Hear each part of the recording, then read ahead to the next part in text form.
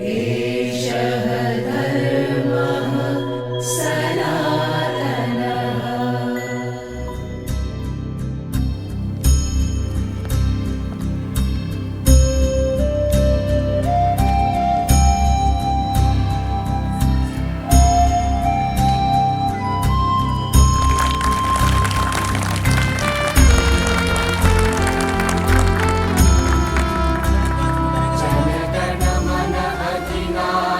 जय हे भारत भाग्य विधाता।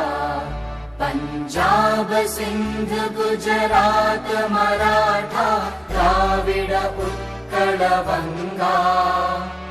विंध्य हिमाचल यमुना गंगा उच्चल जलधि तरंगा।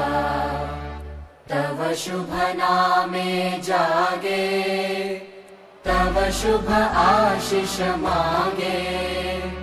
गाहे तव जय गाथा जन गण मंगलदायक। जय हे भारत भाग्य विधाता। जय हे जय हे जय हे जय जय जय जय हे।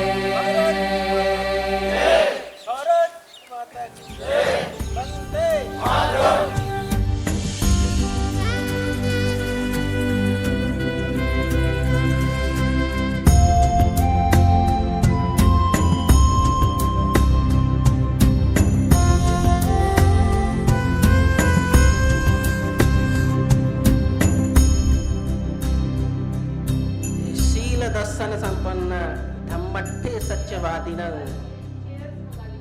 अट्टनो कुंभानौ तंग जनो कुर्ते पियंग।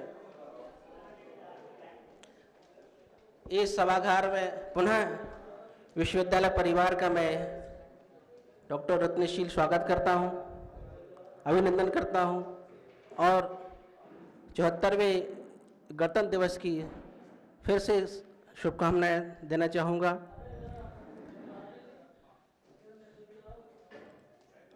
शील दर्शन संपन्न, हम जानते हैं कि गणतंत्र दिवस क्यों मनाते हैं।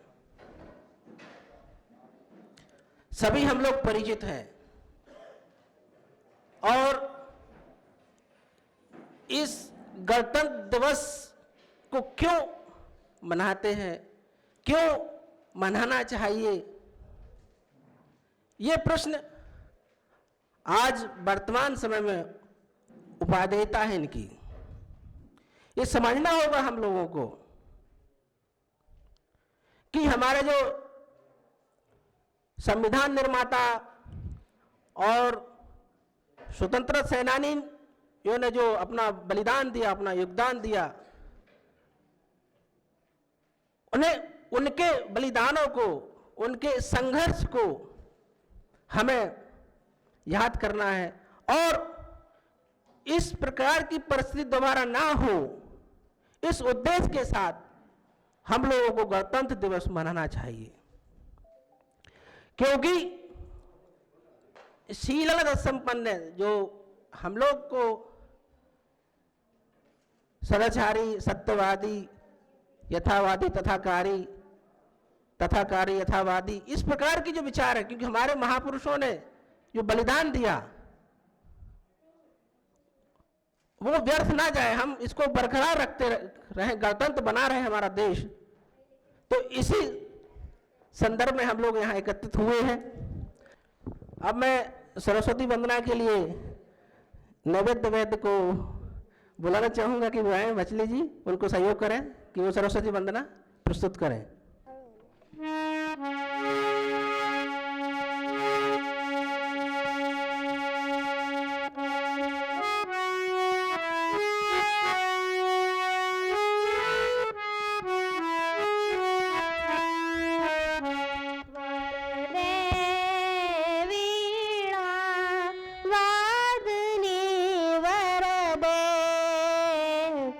वरदे वीणा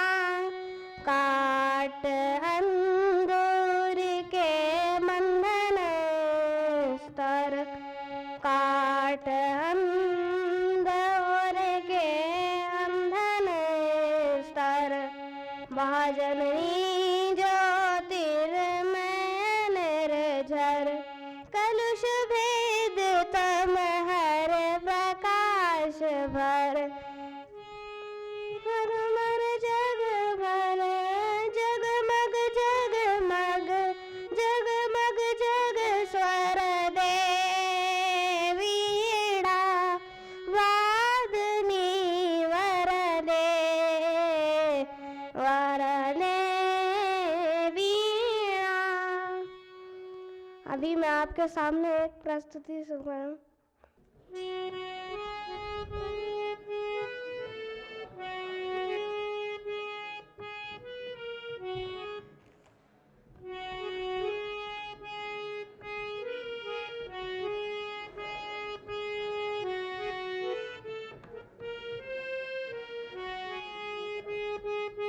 मेरा कर्मा तू मेरा कर्मा तू मेरा सब कुछ मैं मेरा सब कुछ मैं आ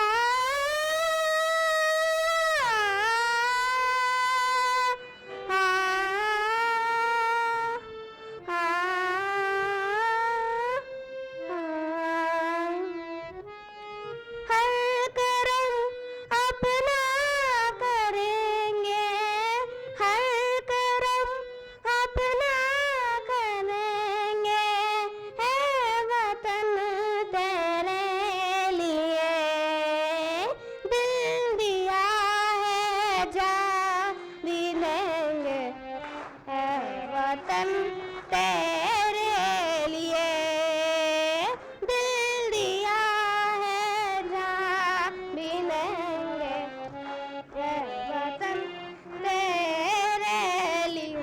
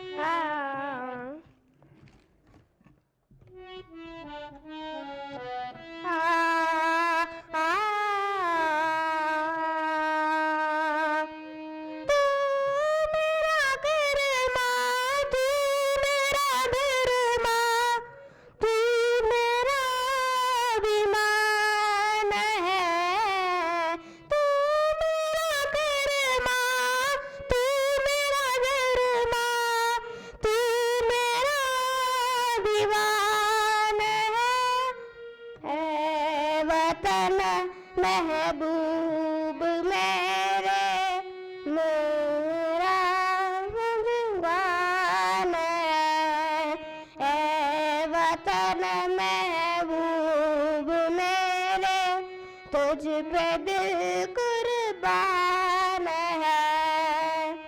हम जिएंगे मरेंगे है वतन तेरे लिए दिल दिया है जामी देंगे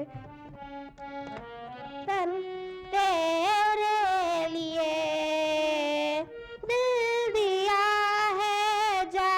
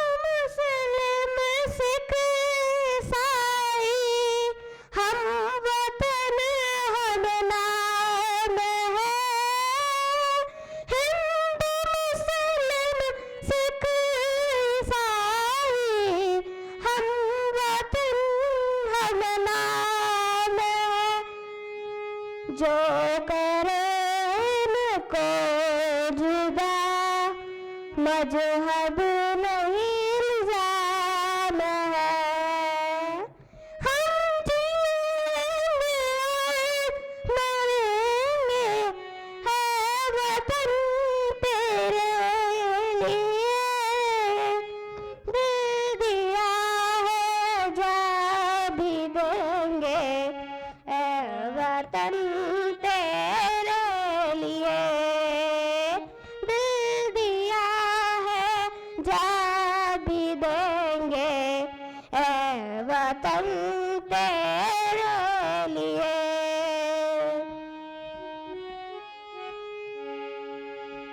थैंक यू।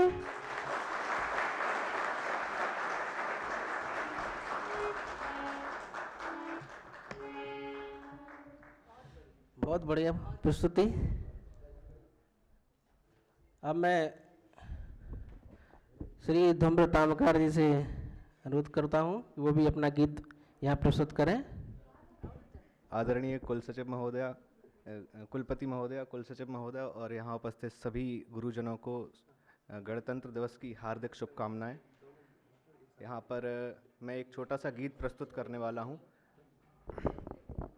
तो एक फौजी जो सरहद पर तैनात होता है, जब जिसका पहला प्यार उसका वतन, उसका देश होता है, जब उस फौजी को अपने घर की याद आती है, जहाँ पर उसका एक परिवार है जो बेसब्री से उसके आने का इंतज़ार कर रहा होता है, तो वह किस तरह से अपनी भावनाओं को व्यक्त करता है, उन्हें बताता है कि वह ठीक है और बहुत जल्द ही घर वापस आएगा। एक गीत है, उसके माध्यम से मैं आपको बताना चाहूँगा।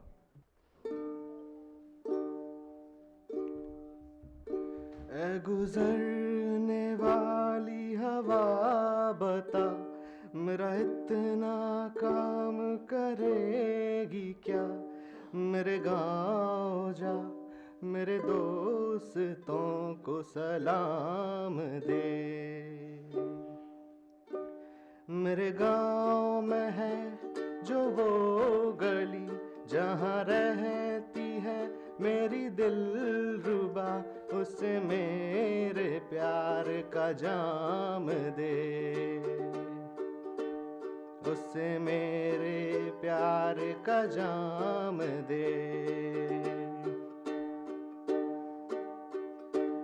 वहीं थोड़ी दूर है घर मेरा, मेरे घर में है मेरी बूढ़ी माँ। मेरे माँ के पैरों को छू के तू उसके बेटे का नाम दे। उसके बेटे का नाम दे। संदेश से आते हैं, हमें तड़पाते हैं, तो चिट्ठी आती है, वो बोले जाती है कि घर कब आओगे, कि घर कब आओगे, लिखो कब आओगे, कि तुम बिन ये घर सूना सूना है, कि तुम बिन ये घर सूना सूना है। मैं वापस आऊँगा, मैं वापस आऊँगा, उसी की छाँव में कि माँ के आँचल से, गाँव के पीपल से, किसी के काजल से, किया जो वादा था वो निभाऊँगा। मैं वापस आऊँगा, मैं एक दिन आऊँगा, मैं वापस आऊँगा, मैं एक दिन आऊँगा। धन्यवाद।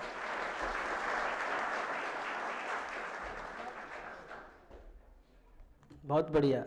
जिस देश की सरहद को कोई छू नहीं सकता, जिस देश की सरहद की निगाहों के पीछे हमारे जो भारतीय सैनिक हैं, तो वही इन्होंने अभी प्रस्तुति दी हमारे साथ।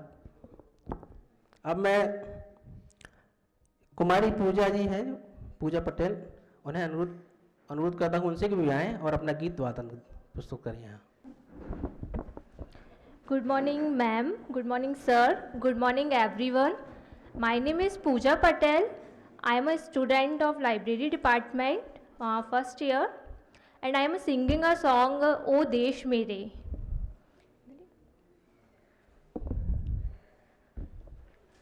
ओ देश मेरे तेरी शान पे सदके कोई धन है क्या तेरी धूल से बढ़ के, तेरी धूप से रोशन, तेरी हवा पे जिंदा, तू बाग है मेरा, मैं तेरा परिंदा। ये अर्ज है दीवाने की जहाँ भोर सुहानी देखी, एक रोज़ वही मेरी शाम हो। कभी याद करे जो ज़माना, माटी पर मर मिट जाना, जिक्र में शामिल मेरा नाम हो। ओ देश मेरे तेरी शान पे सदके कोई धन है क्या तेरी धूल से बढ़ के, तेरी धूप से रोशन, तेरी हवा पे जिंदा, तू बाग है मेरा, मैं तेरा परिंदा। ओ देश मेरे तेरी शान पे सदके कोई धन है क्या तेरी धूल से बढ़ के, तेरी धूप से रोशन, तेरी हवा पे जिंदा, तू बाग है मेरा, मैं तेरा परिंदा। आंचल तेरा रहे माँ रंग बिरंगा, ओ ऊंचा आसमां से हो माँ तेरा तिरंगा। जीने की इजाज़त दे दे या हुक्म शहादत दे दे, या जीने की इजाज़त दे दे या हुक्म शहादत दे दे, मंजूर हमें जो भी तू चुने, या हुक्म शहादत दे दे या जीने की इजाज़त दे दे। या रेशम की हो मधुशाला या कफन सिपाही वाला, मंजूर हमें जो भी तू चुने। रेशम की हो मधुशाला या कफन सिपाही वाला, ओढ़ेंगे हम जो भी तू बुने।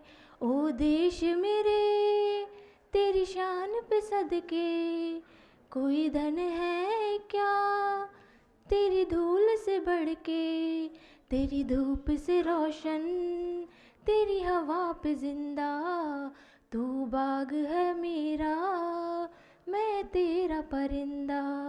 तू बाग है मेरा, मैं तेरा परिंदा, तू बाग है मेरा, मैं तेरा परिंदा।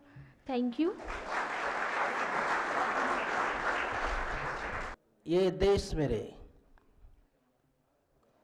बलिदानों का सपना जब सच हुआ, बलिदानों का सपना जब सच हुआ, देश तभी आज़ाद हुआ।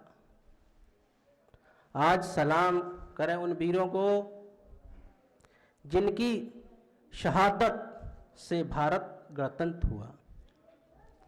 अब मैं योगेंद्र सिंह राजपूत जी से अनुरोध करता हूं कि वे आएँ और जो भी प्रस्तुत करना चाहें यहाँ करें।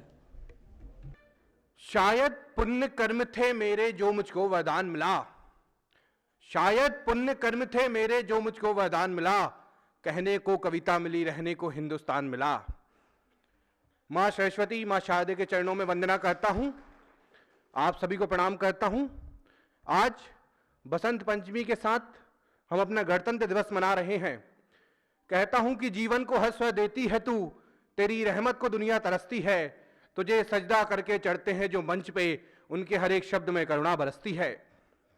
और आज वो दिन, आज उन वीरों को याद करने का मैं आदरणीय वीसी मैम से कहना चाहूँगा। मैम, मैं कवि हूँ और मेरी सारी स्वरचित पंक्तियाँ हैं जो मैं आपके सामने प्रस्तुत कर रहा हूँ। और कहता हूँ कि याद करो उन वीरों को, याद करो उन वीरों को जो स्वाभिमान बढ़ाकर चले गए, याद करो उन वीरों को जो स्वाभिमान बढ़ाकर चले गए, अपनी भुजाओं से सीमा पर तिरंगा लहराते चले गए। अरे वर्दी पहनी जब जब सिंह गर्जना सुनाते चले गए, सत्ताएं गिरी कितनी भी नीचे, पर वो तिरंगा उठाते चले गए। और कौन थे वो बेटे कि खड़े हैं लाल खोले वक्ष चाहे काट ही डालो, खड़े हैं लाल खोले वक्ष चाहे काट ही डालो, हमारे अंग को कर भंग चाहे छांट ही डालो। अरे तुम कहते हमारे बाद ये सर कौन बोलेगा, अरे हम मौन होंगे तो हमारा मौन बोलेगा। हम कल तक थे जितने निर्भय, कल भी रहेंगे उतने ही निर्भय। हमारे चीथड़े बोलेंगे माता भारती की जय, हमारे चीथड़े बोलेंगे माता भारती की जय। और कौन थे ये बेटे, ये भारत उनका सम्मान क्यों करता है? तो मैं कहता हूं कि जन्म लेने से कोई बड़ा नहीं होता, जन्म लेने से कोई बड़ा नहीं होता, धन दौलत चाटुकारी से ज्यादा खड़ा नहीं होता। और सैनिक महान बने हैं अपने कर्मदान से, वरना ये भारत हर किसी के सम्मान में खड़ा नहीं होता। और युवा पीढ़ी यहां बैठी हुई है, मैं उन बलिदानियों को याद करता हूं, क्यों वो इस देश में आगे बढ़ पाए, क्यों उस देश को आजाद करा पाए, क्यों आज हम गणतंत्र हैं। मैं कहता हूं कि नारी नैन नक्शों पे यदि लिखते बंकिम बाबू गीत, नारी नैन नक्शों पे यदि लिखते बंकिम बाबू गीत, तो वंदे मातरम वाला राष्ट्रगान नहीं मिलता। और नायिका के नैनों में यदि खो जाते बिस्मिल, तो सरफरोशी वाला बलिदान नहीं मिलता। और बिहार करके विलासी यदि हो जाते भगत सिंह, तो सूर्य के शौर्य को विहान नहीं मिलता। और नारी बह बंधन में बंध जाते आजाद, तो आज हमें आजाद हिंदुस्तान नहीं मिलता, आज हमें आजाद हिंदुस्तान नहीं मिलता। और कौन है हम, क्या है ये देश? मैं आपको इतिहास बताता हूं कि शिवाजी की गाथा, प्रताप की कहानी, मां पद्मिनी का जौहर, बलिदान की निशानी। और धन्य धन्य शौर्य गौरव बादल की रवानी, केसरिया तलवारों में लहती मां भवानी। और 23 वर्ष की उम्र में जीवन की बाजी लगानी, अमर हो शहीद आजम भगत सिंह की जवानी। और जय हिंद वंदे मातरम की गूंज पूरे विश्व में सुनानी। बलिदानों को नमन कहता है हर हिंदुस्तानी, बलिदानों को नमन कहता है हर हिंदुस्तानी। यहां मेरे प्रभु राम ने भी, यहां मेरे बाबा तुलसी ने भी कहा कि जननी जन्मभूमियसी स्वर्गीयाम तपोगृहसी। तो जन्मभूमि के बाद अपना काव्य पाठ का अंत करते हुए अंतिम 4 पंक्तियां आदरणीय वीसी मैम के चरणों में मैं अर्पण करता हूं अपनी मां के लिए कि मकान को घर तो बनाने दो, जरा मां को तो आने दो, और जन्नत का दरवाजा खोल देगा वो खुदा भी, जरा मां के पैरों को हाथ तो लगाने दो। बहुत बहुत धन्यवाद। जय हिंद, जय भारत। बहुत बढ़िया प्रस्तुति। अब मैं इस मंच पे छोटे ताम्रकार जो हैं वो कुछ लिख के लाए हुए हैं, तो मैं उन्हें भी यहाँ बुलाना चाहूँगा। ताम्रकार जी से अनुरोध है कि उनको सहयोग करें आने के लिए। अमितेश ताम्रकार जो है अभी यहाँ कुछ प्रस्तुत करने वाले हैं। आप सभी को नमस्कार। मैं आपको एक गीत सुनाने वाला हूँ। मेरा नाम अमितेश, कक्षा मैं 3री में पढ़ता हूँ। मैं आपको एक गीत सुनाने यहाँ पे आया हूँ। उठो जवानो देश की वसुंधरा पुकारती, उठो जवानो देश के वसुंधरा पुकारती, देश है पुकारती माँ भारती। रघुओं में तेरे बह रहा है खून राम श्याम का, जगत गुरु गोविंद और राजपूती शान का। तू चल पड़ा तो चल पड़ेगी साथ तेरे भारती, देश है पुकारती माँ भारती। है शत्रु दंदना रहा चहु दिशा में देश की, पता बता रही हमें किरण किरण दिनेश की। वो चक्रवर्ती विजय मातृभूमि हारती, देश है पुकारती माँ भारती। उठो जवान देश की वसुंधरा पुकारती, देश है पुकारती माँ भारती। उठा कदम बढ़ा कदम बढ़ाए जा, कदम पे दुश्मनों के दर से सर उड़ाए जा। उठेगा विश्व हाथ जोड़ करने तेरी आरती, देश है पुकारती माँ भारती। उठो जवानों देश की वसुंधरा पुकारती, देश है पुकारती माँ भारती। जय हिंद, जय भारत।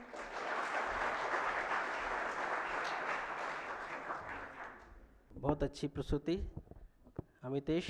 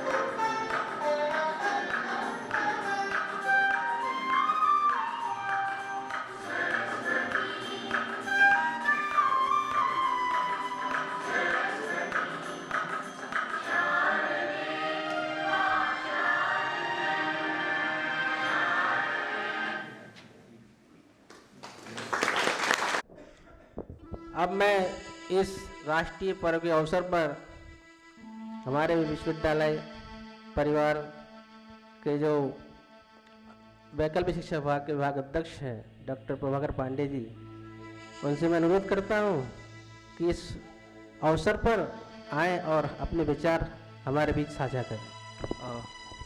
श्रद्धेय मंच और सभागार में उपस्थित आप सभी जनों को 74वें गणतंत्र दिवस की हार्दिक शुभकामना, वसंत पंचमी की भी हार्दिक शुभकामना।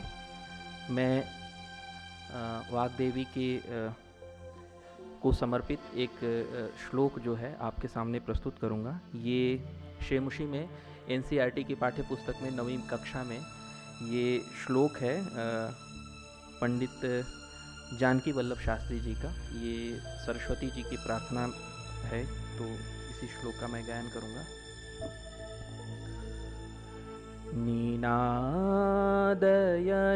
वीणाम् अये वाणी वीणाम्, नीनादयन वीणाम् अये वाणी वीणाम्, मृदुङ्गाय गीतिं ललितनीतिलीलां, नीनादयन वीणां, मधुरमञ्जरी पिञ्जरी भूतमाला, वसन्ते लसन्तीह सरसारसाला, कलापाकलित कोकिला काकलीनां, नीनादयन वीणाम् अये वाणी वीणाम्, वहति मन्दमन्दं सनीरे समीरे, कलिन्दात्मजाया सवासीरतीरे, नतां पङ्क्तिमालोक्य मधुमाधवीनां, नीनादयन वीणाम् अये वाणी वीणाम्, ललितपल्लवे पादपे पुष्पपुञ्जे, मलयमारुतो चुम्बिते मञ्जुकुञ्जे, स्वनन्तीं ततिं प्रेक्ष्य मलिनामलीनां, निनादयन वीणाम् अये वाणी वीणां मृदुङ्गाय गीतिं ललितनीतिलीलां निनादयन वीणां। धन्यवाद। धन्यवाद सर, बहुत ज़बरदस्त प्रस्तुति आपकी रही। अब संविधान के बिना राष्ट्र की उन्नति नहीं हो सकती, ऐसे जो विचार व्यक्त हमारे वर्तमान राष्ट्रपति द्वारा व्यक्त किए गए कि जिस देश में संविधान है वह देश हमेशा ही तरक्की करेगा। अब मैं इसी विचार को आगे बढ़ाने के लिए हमारे अंग्रेजी विभाग के विभागाध्यक्ष प्रोफेसर डॉक्टर नवीन कुमार मेहता जी से अनुरोध करता हूं कि वे आएँ और अपने विचार व्यक्त करें। परम आदरणीय कुलपति महोदया, कुल सचिव महोदय, प्रिय विद्यार्थियों और इस भारत की भावी पीढ़ी के प्रतीक हमारे नन्हे मुन्ने बच्चों,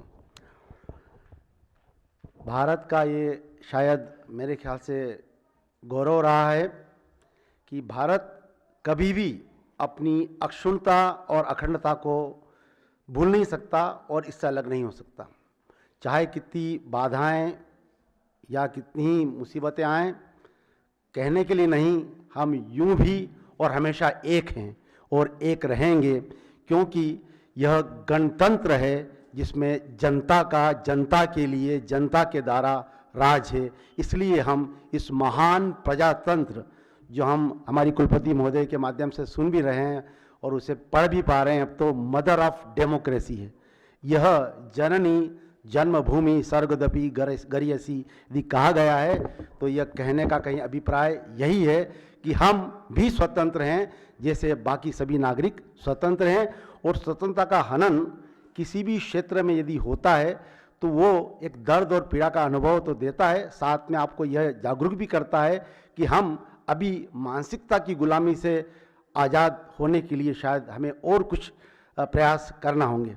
और आज अवसर ऐसे ही दिन पर है, बासंती का पर्व है, बसंत उत्सव है। ऐसे में जब ज्ञान की देवी, जब हम कहते हैं सा विद्या या विमुक्त है, जब मन में किसी प्रकार का कोई द्वेष न हो, किसी प्रकार का राग न हो और समभाव की दृष्टि होगी, शायद तभी इस प्रजातंत्र का, इस देश का, इस समाज का और पूरे हमारे जो परिदृश्य है उसका विकास हो पाएगा।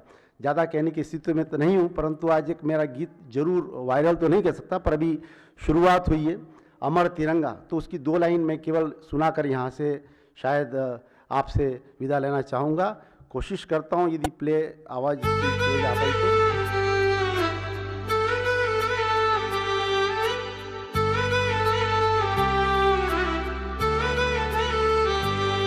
ये सीना मेरा फौलादी है, रग रग में आजादी है। ये सीना मेरा फौलादी है, रग रग में आजादी है। ये सीना मेरा फौलादी है, हो जाए अब छलनी रे मेरी अमर तिरंगा निशानी रे। ओ मेरी अमर तिरंगा निशानी रे, वतन के लिए जीना मरना। शायद संदेश भी है,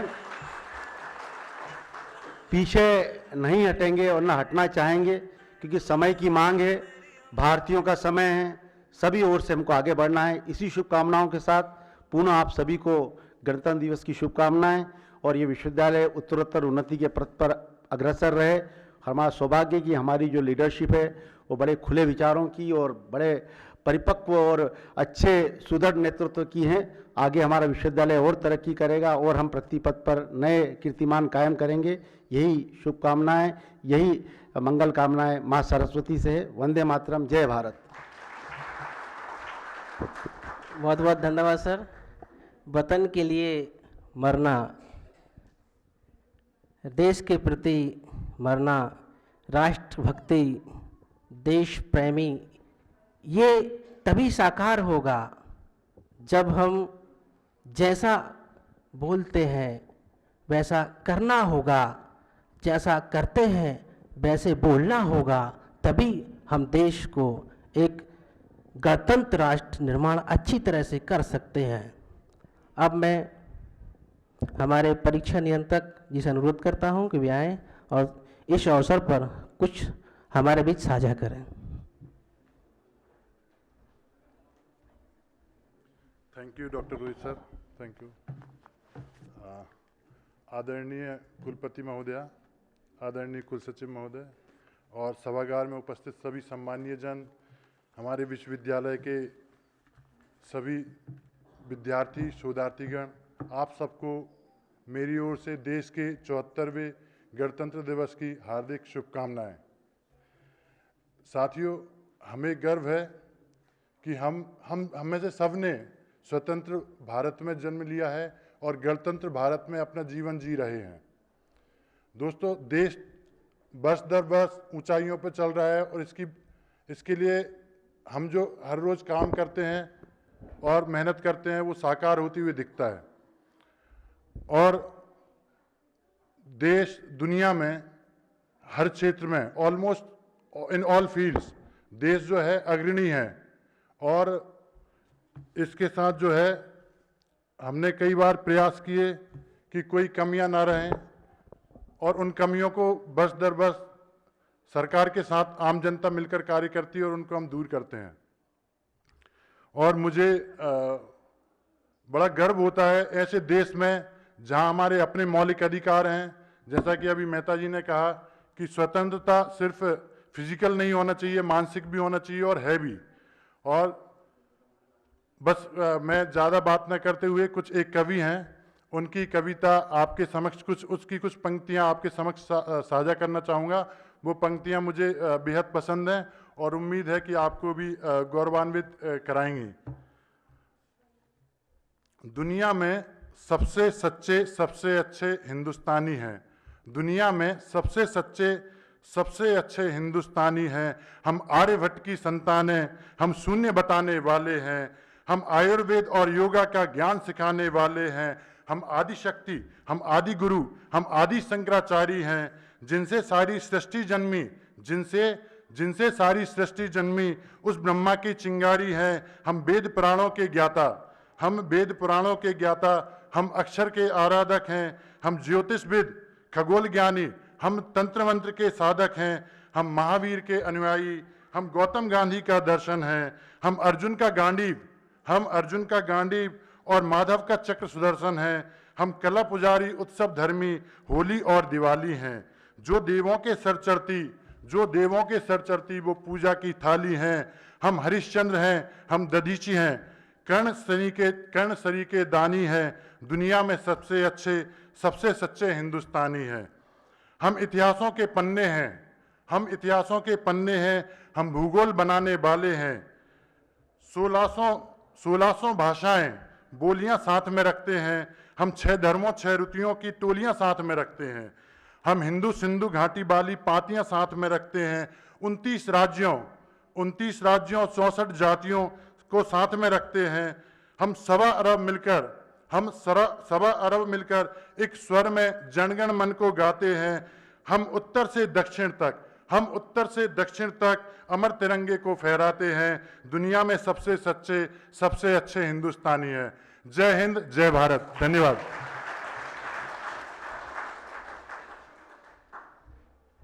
धन्यवाद सर। हम सबसे अच्छे हैं, इसलिए हम हिंदुस्तानी हैं। बहुत बढ़िया सर आपने।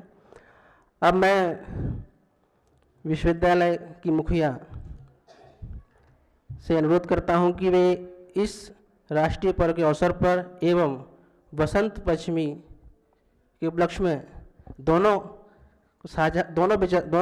जो हमारे पर्व हैं इनको मिलाते हुए हमें मार्गदर्शन करें। सबको सादर वंदन। रमेश जी, बहुत अच्छा संचालन आप कर रहे हैं, सूत्र से सूत्र जोड़ते हुए, एक की कड़ी दूसरे तक लाते हुए। सांची बौद्ध भारतीय अध्ययन विश्वविद्यालय, इसके सभी शैक्षणिक गैर शैक्षणिक कर्मचारीगण, प्यारे रिसर्च स्कॉलर्स, विद्यार्थीगण और जितने भी अभी हमने कॉन्ट्रैक्ट पे स्टाफ मेंबर्स रखे हैं, रिसर्च फेलोज़ हैं, रिसर्च असिस्टेंट्स हैं, या हमारे अलग अलग ऑफिसेस के हमारे कर्मचारी हैं, आप सब और इस विश्वविद्यालय को एक गति और प्रगति देने में कंधे से कंधा मिलाकर मेरे साथ चलने वाले हमारे आदरणीय कुल सचिव जी, आप सबको गणतंत्र दिवस की बहुत बहुत हार्दिक शुभकामनाएं। ये संयोग है कि जब भारतीय माथा वसंती साफा पहनता है तो वसंत पंचमी यूं ही बन जाती है, लेकिन आज तो वसंत पंचमी साथ में आई है और ये जो तिरंगा है, ये जो साफा है, ये जो वासंती रंग है, आज आसमान में भी दिखेगा और दिलों में भी दिखेगा। इस पर्व की भी आप सबको बहुत बहुत शुभकामनाएं। बहुत बड़े शब्द मैं नहीं बोलूँगी क्योंकि वो हम सब सुबह से शाम तक सुनते हैं, पढ़ते हैं, कहीं ना कहीं आडंबरी भी लगते हैं, कहीं ज़रूरत लगती है। हम इस विश्वविद्यालय की बात करते हैं। लगभग 2 साल पहले एक ध्येय के साथ मुझे यहाँ भेजा गया। आप जब भी किसी भी पद पर आते हैं, इसीलिए मैंने सभी पदों का अलग अलग जिक्र किया, छोटे से लेकर ऊपर तक के पद आपके पास 2 विकल्प होते हैं। या तो आप अपने लिए काम कर लें या उस संस्थान के लिए कर लें जहां आप जा रहे हैं। फिर वो संस्था हो या संस्थान, परिवार हो, समाज हो, कोई इंस्टीट्यूशन हो, आपके पास बड़ा खुला विकल्प होता है कि आप किसकी उन्नति, किसकी समृद्धि और किसके लिए समर्पित होकर काम करना चाहते हैं। बहुत वर्ष हुए ऐसा एक विकल्प मेरे सामने आया था 2013 में, और उस दिन स्वयं को परिवार के सामने घोषित करते हुए राष्ट्र को समर्पित कर दिया था। और उसी भावना से उसके बाद परिवार को पीछे रखा और राष्ट्र को आगे रखा। फिर राष्ट्र ने जो भी काम सौंपा, और कोई आसान काम नहीं सौंपे, बहुत बड़े बड़े काम सौंपे राष्ट्र ने, उन सबको किया और करते हुए मैं आज आपके मध्य में यहाँ हूँ। आप काम ठीक कर रहे हैं या नहीं, आपके कामों से आपकी संस्था की प्रगति हो रही है या नहीं, इसका एक बड़ा सिंपल टेस्ट है। और सिंपल टेस्ट ये है कि क्या आपको रोकने की कोशिशें हो रही हैं। अगर हो रही हैं तो समझ जाइए आप काम कर रहे हैं, वरना आप कहीं नज़र भी नहीं आते। बहुत कुछ आते हैं चले जाते हैं, किसी को पड़ी नहीं होती, इतनी संस्थाएं चल रही हैं। और यकीन मानिए, मैं आपको आत्मविश्वास से कह रही हूं कि जितनी हो सकती थी सारी कोशिशें हो रही हैं हमें रोकने की। इसका मतलब हम प्रगति के पथ पर हैं। आज सांची विश्वविद्यालय ना सिर्फ सांची में, ना सिर्फ रायसेन जिले में, ना सिर्फ मध्य प्रदेश में, ना सिर्फ भारत में, बल्कि अंतर्राष्ट्रीय समूहों में भी अपनी पहचान बना चुका है। और इसका पूरा श्रेय आपको सबको जाता है, क्योंकि हम एक परिवार की तरह आगे बढ़ रहे हैं। जब हम चलते हैं तो हमें समझ नहीं आता हमने कितना रास्ता नाप लिया है, लेकिन जब मंजिलें आती जाती हैं तो वो हमें बताती हैं कि हमने कितना सफ़र तय कर लिया है। और ऐसे कई मंजिलें, कई पड़ाव एक के बाद एक आप देख रहे हैं, क्योंकि आप उसके सहभागी बन रहे हैं। एक तरफ निर्माण कार्य चल रहा है, एक तरफ स्कॉलर्स, रिसर्च स्कॉलर्स इस विश्वविद्यालय से जुड़ रहे हैं और उसकी संख्या में वृद्धि हो रही है। एक तरफ हमारे मध्य प्रदेश के माननीय मुख्यमंत्री जी, हमारी संस्कृति मंत्रालय की मंत्री माननीय उषा दीदी जी और सभी अधिकारीगण पूरी तरह से कि हमें कहीं किसी भी तरह कोई अगवड़ ना पड़े, कोई मुश्किल ना पड़े, बजट का पूरा ध्यान रखते हुए हमारे बिल्कुल पीछे एक पुष्ट दीवार की तरह खड़े हैं। और ये समाज हमें बड़ी अपेक्षाओं के साथ देख रहा है। आज आप मध्य प्रदेश के मंच का नाम लीजिए या भारत के मंच का नाम लीजिए या अंतर्राष्ट्रीय मंच का नाम लीजिए, हर मंचों पर सांची विश्वविद्यालय दिख रहा है। यहाँ तक कि जब मध्य प्रदेश ने G20 का आयोजन किया, जो कि हमें पता है पूरे भारत में सिर्फ 100 आयोजन होने हैं और उसमें से 2 दिन का एक आयोजन मध्य प्रदेश में भोपाल में किया गया, उसके समापन सत्र के होस्ट कोई भी हो सकते थे। मध्य प्रदेश में तो IIM इंदौर भी है, मध्य प्रदेश में तो एम्स भी है, मध्य प्रदेश में बड़ी बड़ी टेक्निकल यूनिवर्सिटीज़ भी हैं, मध्य प्रदेश के अपने इकोनॉमिक संस्थान भी हैं, लेकिन मात्र सांची विश्वविद्यालय को वो दायित्व सौंपा गया। G20 की बात करें या G20 के थीम पेपर की बात करें, मदर ऑफ डेमोक्रेसी, जो संकलन हुआ है, उस संकलन में भी सांची विश्वविद्यालय का नाम गया है। धर्म धम्मा जो सांची के हाथों से छूट गया था, वो वापस सांची के आंचल में आ गया है और हम 3 से 5 मार्च के बीच भोपाल में धर्म धम्मा का फिर से आयोजन कर रहे हैं। खजुराहो लिटरेचर फेस्टिवल, बहुत जल्दी हम आपको पूरी सूची रिलीज कर देंगे। उस सूची को देखकर हमने तो बहुत सेलेक्टेड लोग सोचे हैं जो खजुराहो जाएंगे। मुझे पूरा यकीन है कि पूरा विश्वविद्यालय कहेगा कि हमें ले चलिए, क्योंकि इतने अच्छे स्पीकर्स हमने शॉर्टलिस्ट किए हैं। सिर्फ 2-4 का कंफर्मेशन आना बाकी है। एक बार वो आ जाए तो सांची विश्वविद्यालय Khajuraho literature festival, Khajuraho dance festival के साथ संगत मिलाकर आयोजित कर रहा है। ये प्रगति चिन्ह आपको देने इसलिए ज़रूरी है क्योंकि आप छोटी छोटी कमिटीज़ के ज़रिए, कभी डायरेक्ट मौखिक आदेश के ज़रिए, कभी डायरेक्ट जिनको इन्वॉल्व किया गया है उनके ज़रिए आप लोग काम कर रहे हैं और उनके माध्यम से दूसरों तक ये बात जाती है और इस तरह से पूरा परिवार ये समझ पाता है कि हम कुछ कर रहे हैं। लेकिन समवेत हम क्या कर रहे हैं ये बताना बहुत आवश्यक है, क्योंकि बहुत जल्दी हम सब नए परिसर में होंगे।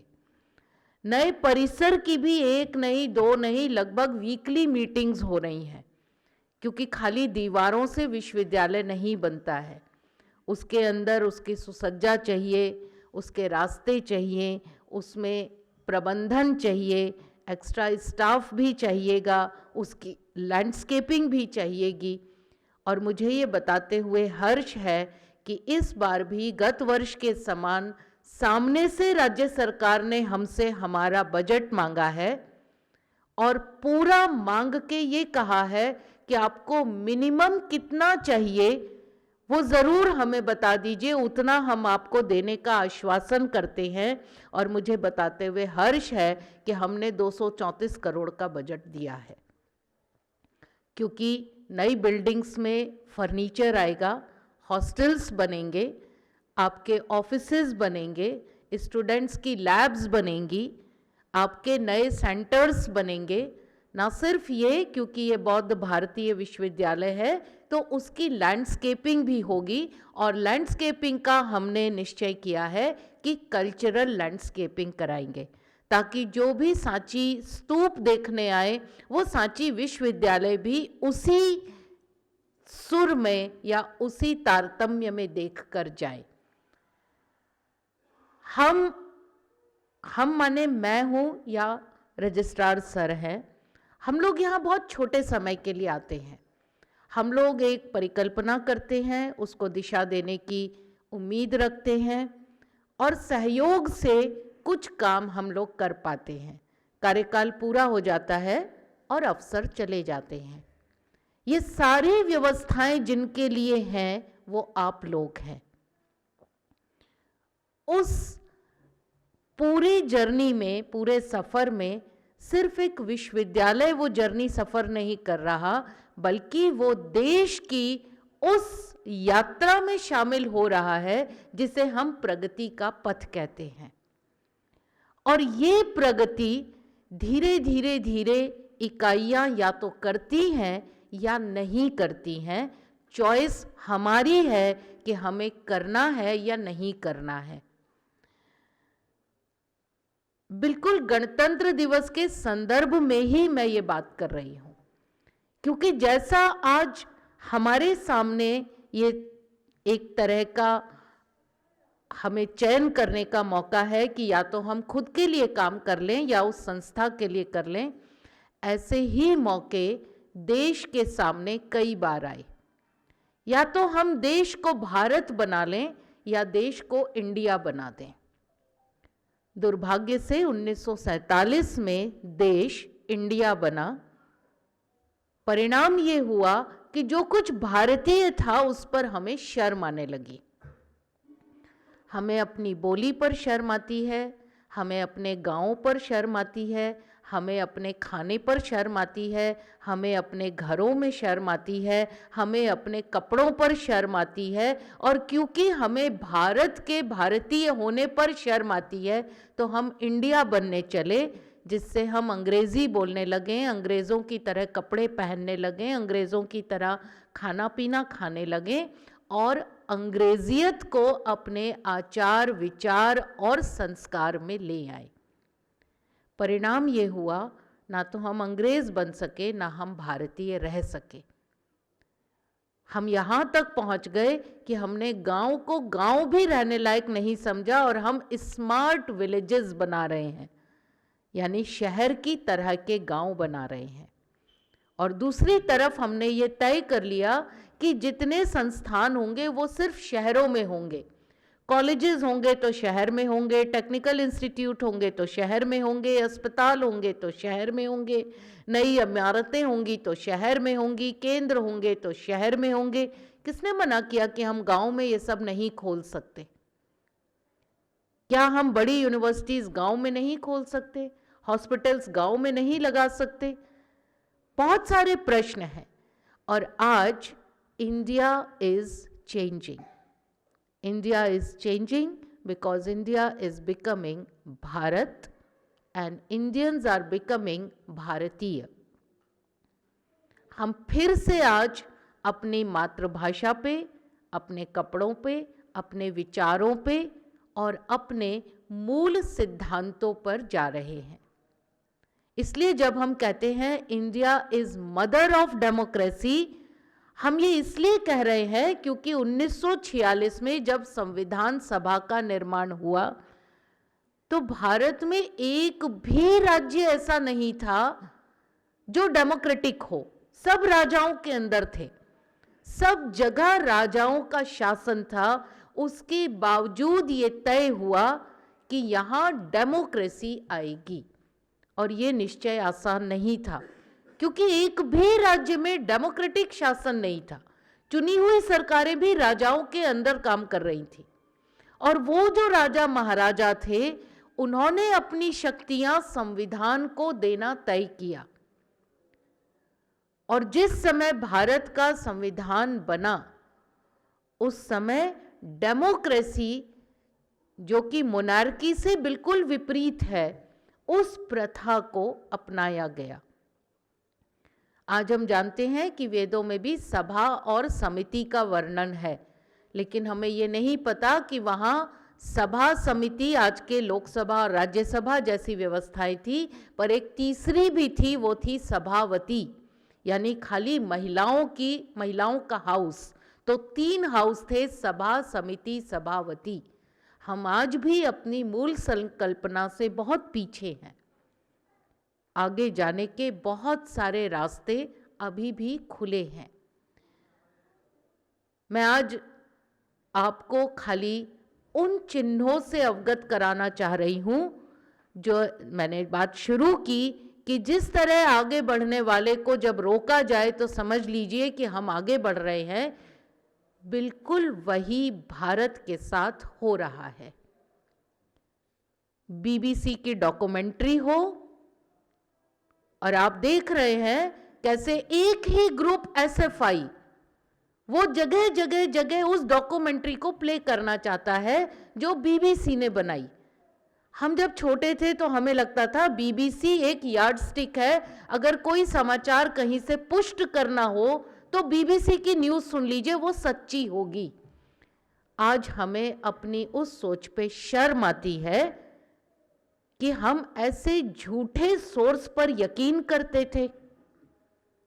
ये मैं पैरेलल चला के चल रही हूं, चाहे विश्वविद्यालय की प्रगति यात्रा हो और चाहे देश की प्रगति यात्रा हो, हम दोनों को एक समान देख रहे हैं कि इतने सोर्सेस झूठ फैलाने में लगे हुए हैं कि किसी जगह तो वो झूठ सच हो जाए, और उसके अलग अलग सोर्सेस पहुंचाने के तरीके पहुंचाने के जरिए निकाले जा रहे हैं। इन नैरेटिव्स से ये जो झूठे नैरेटिव होते हैं वो धीरे धीरे डाई आउट हो जाते हैं, इसीलिए उनको हर समय नया नैरेटिव बनाना पड़ता है, नई कहानी बनानी पड़ती है, नया सोर्स खड़ा करना पड़ता है। इससे सच को फर्क नहीं पड़ता, सच तो अपना काम करके दिख जाता है, लेकिन हमारी लड़ाई थोड़ी तगड़ी हो जाती है। ये जो झूठे नैरेटिव्स हैं, इन झूठे नैरेटिव से लड़ने के लिए भी हमें तैयार रहना होगा, क्योंकि यही हमें बता रहे हैं कि कितनी शक्तियां हैं जो बढ़ते हुए कदमों को पीछे करने की ताकत झोंक रही हैं। लेकिन जब झूठ सामने उगल कर आता है तो उसका जिस तरह से सामना होता है वो स्वयं अपने सामने भी खड़ा नहीं रह पाता।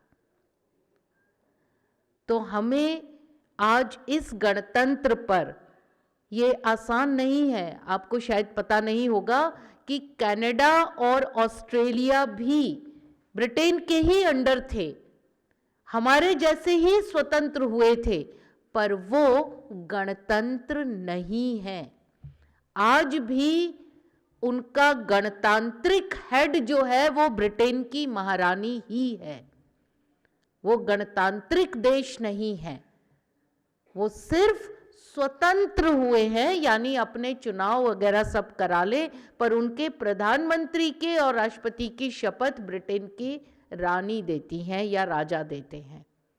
हम उन सब बातों से आगे स्वयं में गणतंत्र हैं, इसलिए इसका मोल होना हमें और ज़्यादा आवश्यक है कि ये जो गणतंत्र हम बने हैं, हर सिस्टम में अपनी खामियां होती हैं, पर वो खामियां देश की हैं, देश उन्हें सुधारता है, देश उन्हें ठीक कर लेगा।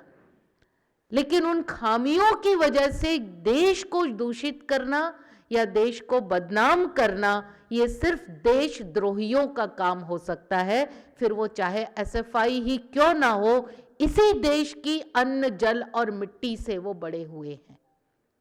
अगर इस देश को बदनाम करने में वो लगे हुए हैं तो ये देश भी उनके लिए हितकारी कभी नहीं रह सकता। दूसरी तरफ आज वसंत पंचमी है। हमें याद है छोटे थे तो वसंत पंचमी के दिन स्पेशली एक गुरुजी आते थे और जितने भी राग हैं उन सारे रागों को बैठाकर गवाते थे। कहते हैं इससे डिटॉक्सिफिकेशन होता है, इससे हमारे जो 7 चक्र हैं वो चक्र पवित्र होते हैं। वो जहाँ जहाँ उसमें निगेटिव एनर्जीज आती हैं, उन 7 सरगम के सुर, सरगम एक एक चक्र का आधिपत्य रखता है, तो वो 7 सुर उन रागों से हमें पूरे साल के लिए स्वस्थ कर देता है। इसलिए यदि आपको मौका मिले तो अपने आप ही आज उन रागों को एक बार सुनिएगा ज़रूर, गा सकें तो गाइएगा ज़रूर, क्योंकि ये आपके मूलाधार से लेकर आपके पूरे सारे चक्रों को प्यूरिफाई करने का एक ऑटोमेटिक सिस्टम है। वसंत का ये त्योहार 1 महीने तक इसीलिए मनाया जाता है कि 1 महीने तक आप अपने 7 चक्रों को करेक्ट करते रहें, रिपेयर करते रहें, और उसमें से जो ऊर्जा निकलती है वही हमें ऋतु चक्र से हमेशा आगे बढ़ने की प्रेरणा देती है। मैं जानती हूँ आज मैंने उस स्पिरिट से अपनी बात नहीं कही जिस स्पिरिट से आप हमेशा सुनना चाहते हैं, लेकिन देश एक ऐसी आत्मा है कि या तो वहाँ क्रांति होती है या वहाँ संक्रांति होती है, और भारत में कभी क्रांति नहीं होती क्योंकि यहाँ संक्रांति होती है। और उस संक्रांति काल से जब हम सब गुजर रहे हैं, चाहे हम सांची विश्वविद्यालय के परिवार की तरह गुजर रहे हों या हम भारतवासियों की तरह आगे चल रहे हों, तो उस संक्रांति में आने वाली सारी चुनौतियों के लिए हम तैयार हैं, इतना निश्चय कर लेना होगा। और उस निश्चय से खड़े रहकर हमें आगे बढ़ना ही है, इस संकल्प के साथ एक परिवार में रहना है। बहुत धन्यवाद आपका, बहुत बहुत शुभकामनाएं। वंदे मातरम। बहुत बहुत धन्यवाद मैम। आपने इस राष्ट्रीय पर्व के अवसर पर हमारे विश्वविद्यालय की जो गतिविधि है, जो विश्वविद्यालय की जो यात्रा है, उस पर भी प्रकाश डाला। साथ ही साथ भारत गणतंत्र हुआ, जनतंत्र से गणतंत्र हुआ, इसकी यात्रा के बारे में भी आपने विस्तार से बताया, तो बहुत बहुत आभार मैम। अब मैं विश्वविद्यालय परिवार के कुल सचिव महोदय जी से अनुरोध करता हूं कि वे अपने विचार भी व्यक्त करें और साथ ही इस कार्यक्रम का धन्यवाद ज्ञापन भी उनको ही सौंपा गया है, तो वो धन्यवाद भी दें सर। धन्यवाद रोहित जी। आज के इस कार्यक्रम में हमारे विश्वविद्यालय की कुलपति महोदया, जिनका मार्गदर्शन अभी भी प्राप्त हुआ और विश्वविद्यालय को लगातार प्राप्त होता रहता है, और आपके निर्देशन में विश्वविद्यालय लगातार प्रगति कर रहा है। इस सब का आभास और अनुभव हम सभी को लगातार मिल रहा है, और आगामी समय में और पूर्व में जो हमने विकास किया है उसका साक्ष्य सभी के साथ है, और तेज़ी से इस तरफ और आगे बढ़ने का प्रयास हम सभी का सबके सहयोग से है। चूँकि आज का कार्यक्रम 74वें गणतंत्र दिवस के उपलक्ष्य में है और हमारी कुलपति महोदया का इसमें व्याख्यान भी संपूर्ण भारत में हुआ है। भारत लोकतंत्र की जननी इस विषय पर विभिन्न विश्वविद्यालयों में आपके व्याख्यान हुए हैं, और ये सभी जो चीज़ें हैं जो भारतीय ज्ञान से संबंधित हैं, हम सभी को लगातार पता रहना चाहिए, क्योंकि जैसा कि अभी बताया कि जो ब्रिटिश शिक्षा थी उसके दौरान हम सभी लोगों ने अपना जो आत्मगौरव था उसको भूल के आत्मविस्मृति की तरफ पहुंच गए, और हम सभी लोगों को ऐसा लगने लगा कि जो भी हम हैं वो सब ब्रिटिश के द्वारा है। जैसा कि अभी बताया कि आज से 75 साल पहले हम सभी लोग ब्रिटिशर्स की एक भी चीज़ को पसंद नहीं करते थे, उनके द्वारा बनाई हुई चीज़ों का विरोध करते थे, उसके आंदोलन होते थे, स्वदेशी जागरण के आंदोलन हुए थे। आज से 125 साल पहले 1905 में और से लेके लगातार स्वदेशी जागरण के आंदोलन हुए और विदेशी वस्तुओं का बहिष्कार किया, विदेशी विचारों का, विदेशी चीज़ों का बहिष्कार हुआ। और ये दुर्भाग्य देखो कि आज केवल 75 साल बाद हम उस BBC के द्वारा जो ब्रिटिशर्स के द्वारा बनाई हुई डॉक्यूमेंट्री को पसंद करने लगे, और गर्व के साथ प्रतिबंधित होने के बाद भी जो झूठ है जो उसको हम अपने यूनिवर्सिटीज़ में देखने लगे। तो इसीलिए जब हमेशा हम लोग बोलते हैं कि अगर हम लोग इतिहास से शिक्षा नहीं ग्रहण करते हैं तो फिर वो उसका रिपीटेशन होना चालू हो जाता है। तो ये रिपीटेशन ही है कि आज हमको फिर से ब्रिटिशर्स की चीज़ों का समर्थन करने लगे, और वो लोग समर्थन कर रहे हैं जो हमेशा पक्ष पर आरोप लगाते हैं कि इन्होंने ब्रिटिशर्स का साथ दिया था, और वो अभी उनका साथ दे रहे हैं लगातार। ऐसी बहुत सारी चीज़ें हैं जिनको हम अपन लोग विमर्श में रख सकते हैं, लेकिन चूँकि आज गणतंत्र दिवस है और भारत हमेशा गण का तंत्र ही रहा है। हम्मुराबी का जो एक शिलालेख मिलता है बेबीलोनिया में, उसको विश्व का सबसे प्राचीन संविधान या नियम कानून की पट्टिका ऐसा मानते हैं, लेकिन उसके समकक्ष सिंधु घाटी सभ्यता हो या अशोक के जो शिलालेख हैं गुर्जरा में, रुमेंदेई, मानसेहरा, सेवाजगढ़ी, मध्य प्रदेश में भी रूपनाथ, सब जगह मिले हैं, उसमें भी विधि और संबंधी बहुत सारे शिलालेख अंकित हैं जो विश्व के प्राचीन संविधान का उल्लेख करते हैं। और दक्षिण भारत में तो एक मंदिर है जहाँ पर पूरी की पूरी संहिताओं का चित्रण लिखा हुआ मिलता है। तो भारत में जो संविधान लिखने की परंपरा है बड़ी प्राचीन है। ये तो पुरातात्विक साक्ष्य के द्वारा हम लोग देखते हैं। अगर हम लोग साहित्यिक साक्ष्य के द्वारा संविधान को देखेंगे तो हमको मिलता है कि जीमूत वाहन की दाय भाग है, विज्ञानेश्वर की मिताक्षरा है, मनुस्मृति है जिसमें पूरा विज्ञान का संविधान का वर्णन है कैसे समाज का संचालन हो। अशोक के शिलालेख में आटविकों के द्वारा जो उत्पात मचाया जा रहा था उस पर दंड का विवरण है जिसको हम लोग आईपीसी, जिसको हम लोग वर्तमान में आईपीसी बोलते हैं, इंडियन पेनल कोड या सीपीसी बोलते हैं। ये सारे भारत में देखने को मिलते हैं।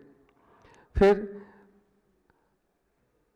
और भी अगर हम लोग बात करेंगे तो जो इसी संदर्भ में देखेंगे तो जो वर्तमान का हमारा संविधान है वो बड़ा पूर्ण है, जो उसको 75 साल हो गए हैं, और उसमें भी विदेशों से बहुत सारी चीज़ों का समाहित करके संविधान का निर्माण किया गया है जिसका लगातार भारतीयकरण हो रहा है। और इसको और भी चूँकि हमारे परंपराओं में संविधान में भारतीय परंपराएं देखने को मिलती हैं, बहुत सारी पुस्तक देखने को मिलती हैं, तो इस संविधान का इंडियनाइजेशन और भी होना चाहिए, ऐसी हमको आवश्यकता लगती है। चूँकि ये तो पूर्ण है, इसका कोई तोड़ भी नहीं है, जो भारत के अनुरूप ये संविधान हमको मिलता है। फिर हम देखते हैं कि भारत में लोकतंत्र जो है वो भी प्राचीन काल से है। चूँकि गणों का तंत्र था इसलिए हमारे देवता भी गणपति होते हैं। गणों के जो पति है वो हमारे देवता गणपति है। फिर जब भी हम संविधान की बात करेंगे, लोकतंत्र की बात करेंगे तो 5000 साल पुराने से बात करते हैं, जबकि आज विश्व का सबसे प्राचीन लोकतंत्र जिसको हम लोग बोलते हैं वो यूएसए का मानते हैं, जो अभी 1774 से प्रारंभ हुआ। लगभग 300 साल मान लें, 300 साल से वो बात करते हैं। अगर वो ज़्यादा पुरानी बात करेंगे तो अब्राहम लिंकन तक जाते हैं और बात करते हैं जनता के लिए, जनता के द्वारा, जनता का, है ना। लेकिन हम जब बात करते हैं तो पिछले 5000 साल से बात करते हैं, सिंधु घाटी सभ्यता से अभी हमने एग्जाम्पल लिया। फिर हमारे बहुत सारे गणतंत्र थे। चोल था जहाँ स्थानीय प्रशासन था, पांड्य, चोल, दक्षिण भारत में स्थानीय स्वशासन था, जो जनता अपने प्रतिनिधि को चुनकर स्थानीय स्वशासन संचालित करती थी। फिर हम लोग नॉर्थ में देखेंगे तो मल्ल, वज्र, लिच्छवी, ये भी गणतंत्र थे। फिर और भी प्राचीन में देखेंगे तो ऋग्वेद काल में हम लोग देखते हैं राक्षस और देवताओं का संघर्ष होता है जिसमें देवता हार जाते हैं, तो देवता मिलके अपना एक प्रतिनिधि चुनते हैं और इंद्र को उन लोग अपना चयन करते हैं राजा के रूप में। फिर इंद्र के नेतृत्व में जब लड़ाई करते हैं तो उनको विजय प्राप्त होती है। तो ये भी विजय संपत्ति के समान वितरण के लिए है, क्योंकि देवता वो है जो हमेशा दान करता रहता है, देता है, ज्ञान देता है, संपत्ति देता है, धन देता है, वो देवता है। और राक्षस कौन है? जो रक्ष संस्कृति का पालन करते हैं, जो धन संपदा का रक्षण कर लेते हैं, जो दूसरे की जिसमें दूसरे का अधिकार है वो अपने पास रख लेते हैं। जैसे सोने की लंका, रावण राक्षस था। वो राक्षस हम लोग ऐसी परिकल्पना कर लेते कि वो बहुत बड़ा शरीर होगा, ऐसा नहीं था। वो भी मनुष्य थे, लेकिन वो एक रक्ष संस्कृति का पालन करते थे, जिसको हम लोग पूंजीवादी बोलते हैं। बहुत ज़्यादा पूंजी इकट्ठा कर लेते थे। तो ऐसे जो संपत्ति का सबके पास पहुँचे, ऐसे देवता जो दान दाता थे, देते थे, वो ऐसे राक्षसों से संघर्ष करते थे। तो उसके नेतृत्व के लिए अपना चयन करते थे, अपने बीच से इलेक्ट करते थे। तो उसमें इंद्र, वरुण, मित्र, नासत्य का भी उल्लेख मिलता है, जब उन्होंने अपने को राजा या उनके नेतृत्व में लड़ाइयाँ लड़ी कि संपत्ति का समान वितरण समाज में हो। तो उस समय भी हमको चुनाव और लोकतंत्र या इलेक्शन का हमको सबको देखने को मिलता है। ऋग्वेद के बहुत सारे ऐसे उदाहरण हैं, प्राचीन भारत के बहुत सारे ऐसे उदाहरण हैं जो हम लोग देखते हैं कि भारत में लोकतंत्र या लोकतांत्रिक परंपरा बड़ी प्राचीन है। ऐसा तो संयोग नहीं है कि जैसा कि अभी हमको मैडम ने बताया, सभी लोगों ने, कि यहाँ के जो राजा थे उन्होंने अपने सारे के सारे अधिकार संविधान को दे दिए। बहुत सारे देशों में लोकतंत्र लागू हुआ, लेकिन सब जगह फ्लॉप हुआ। हम अपने पड़ोसी देश में भी देख सकते हैं वहाँ लोकतंत्र कैसे फ्लॉप हुआ। और भी राज्य हैं, चाहे अफगानिस्तान हो या कहीं पर भी हो, सब जगह फ्लॉप हो रहा है। क्यों? इसका कारण क्या है? क्योंकि हमारे ब्लड में ही लोकतंत्र है। हम लोग उस लोकतांत्रिक परंपरा को लगातार हजारों वर्षों से पालन करते आए हैं, इसीलिए भारत में लोकतंत्र संपन्न है।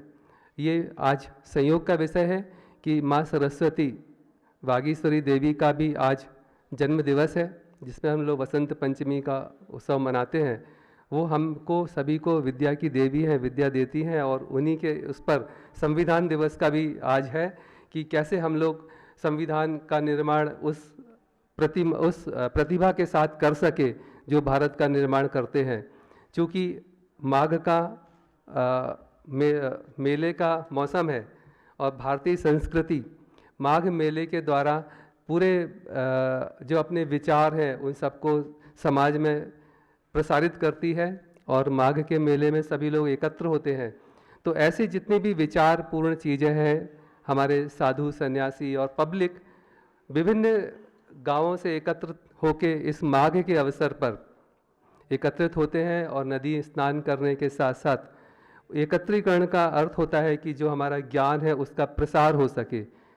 विभिन्न क्षेत्रों में जो फसल है, वहाँ की मौसम है, उसका अन्य क्षेत्रों में प्रसारित हो सके, लोग अपना व्यापार और बिजनेस भी कर सकें। इसीलिए माघ एक पवित्र अवसर या पवित्र माह के रूप में हम सब लोग मनाते हैं। और उसी में पंचमी के दिन हम लोग वसंत पंचमी का उत्सव मनाते हैं। इसको श्री पंचमी भी कहते हैं, क्योंकि इस दिन लक्ष्मी जी का भी जन्म हम लोग मानते हैं कि लक्ष्मी देवी का भी जन्म हुआ था।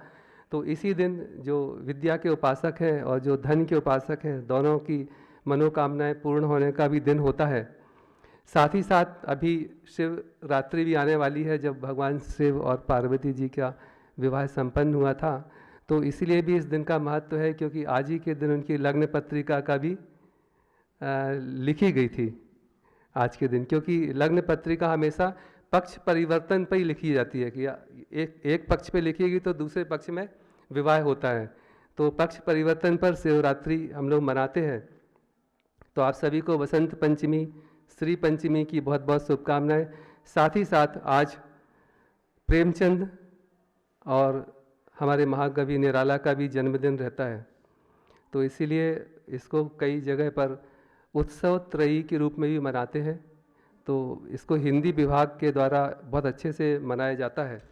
और चूँकि भारतीय संस्कृति में जो एक हमारे संस्कार की बात होती है, तो जो हमारे सारे संस्कार संपन्न होते हैं, तो इसमें भी जो एक विवाह संस्कार होता है, तो यहाँ से हम इसकी शुरुआत करते हैं, जो एक सेकेंड लास्ट संस्कार हम जिसको कहते हैं।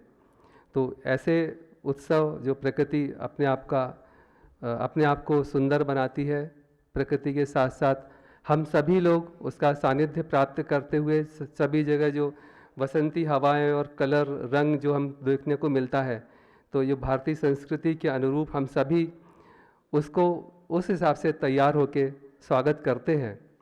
तो इस महापर्व पर संयोग के साथ 26 जनवरी जो हमारा गणतंत्र दिवस है, एक साथ पड़ा, उस सभी को आप सभी को शुभकामनाएं देते हुए आप अच्छी संख्या में आज विश्वविद्यालय में उपस्थित हुए हैं। और इस अवसर पर हमारी जो कुलपति महोदया हैं, उनकी व्यस्तता थी, वो आज सांची में नहीं रहने वाली थी और अपने सारे कार्यक्रम को छोड़ के आज ही कल ही रात को वो भोपाल पहुंची हैं और उनका मार्गदर्शन हम सभी को प्राप्त हुआ। आप सभी का भी हृदय से आभार व्यक्त करते हैं कि आप इस विपरीत परिस्थिति, चूँकि 15 अगस्त में मौसम खराब था, इस बार ही मौसम खराब है और इस बार सभी लोग अच्छी संख्या में उपस्थित हुए हैं। आप सभी का हृदय से आभार। हमारे शिक्षकगण, हमारे अधिकारी, कर्मचारी और चतुर्थ श्रेणी कर्मचारी सभी का हृदय से आभार व्यक्त करते हैं कि विश्वविद्यालय में आगामी कार्यक्रमों में भी ऐसी संख्या और उत्साह के साथ हम सभी की उपस्थिति सुनिश्चित करके ऐसे कार्यक्रमों को सफल करें। बहुत बहुत धन्यवाद।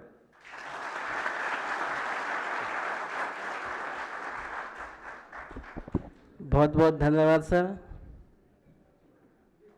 चंदनं तगरं वापी उपलंग अथवस्सकी एते संगंध जातानं शीलगंधो अनुत्तरो। मैडम ने जैसे कहा कि संकल्प का दिन है हमारा है, हमें संकल्प लेना चाहिए, क्योंकि जो पुष्प है, चंदन है, तगर है, इनकी जो सुगंध है अल्प मात्र होती है और जो सत्यवादी है, जो निष्ठावादी है, जो शीलवान, ऐसे व्यक्ति की जो सुगंध होती है चारों दिशाओं में फैलती, विपरीत दिशा में भी जाती है। तो इस राष्ट्रीय पर्व एवं बसंत पंचमी के अवसर पर हमें संकल्प लेना चाहिए ताकि हम अपना योगदान, एक कवि कहते हैं, मुझे फेंक देना तुम जिस पर जाएं वीर अनेक। ये पुष्प की अभिलाषा है। पुष्प कह रहा है कि मुझे ऐसे रास्ते पर फेंके जहां वीर जा रहे हैं अनेक। तो इस संकल्प के साथ हम इस पर्व को मनाएं। अंत में राष्ट्रगीत के लिए मैं हमारे विश्वविद्यालय के चिकित्सा विभाग के जो प्रभारी हैं उन दोनों से अनुरोध करता हूं कि वे आएं और राष्ट्रगीत यहाँ प्रस्तुत करें। वंदे मातरम, वंदे मातरम, सुजलां सुफलां मलयज शीतलां सस्यश्यामलां मातरम, वंदे मातरम, शुभ्रज्योत्स्नां पुलकितयामिनीं फुल्लकुसुमिता द्रुमदलशोभिनीं सुहासिनीं सुमधुरभाषिणीं सुखदां वरदां मातरं, वन्दे मातरं, वन्दे मातरं। धन्यवाद। बहुत बहुत सर्वेषां स्वस्तिर्भवतु, सर्वेषां शान्तिर्भवतु, सर्वेषां